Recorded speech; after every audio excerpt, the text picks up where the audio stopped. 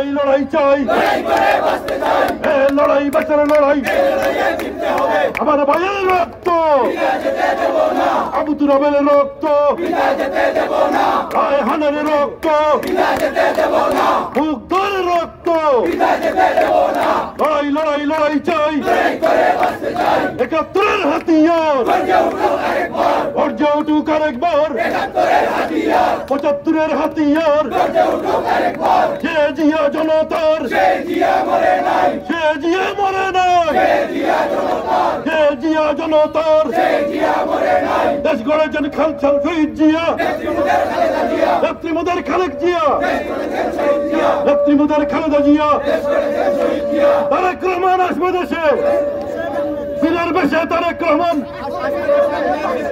সম্মানিত ভাইরা, আমার প্রিয় বিয়ানীবাজার, আজকের এই সর্বস্তরের ছাত্র জনতা, আমরা আজকে তুরাব সহ শহীদদের সুখ সেবা শেষে এখানে সমবেত হয়েছি।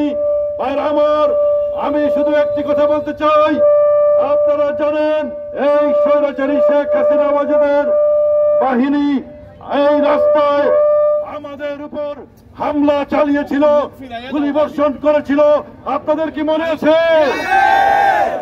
আজকে শেখ হাসিনা ওয়াজেদ সহ তার সেই সন্ত্রাসীরা দেশ ছেড়ে পালিয়েছে, কারণ তারা মানুষের সাথে অন্যায় আচরণ করেছে।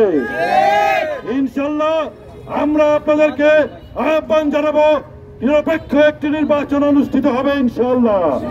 নির্বাচনকে কেউ বানচাল করতে পারবে না। আপনারা সেই নির্বাচনের অপেক্ষায় থাকুন।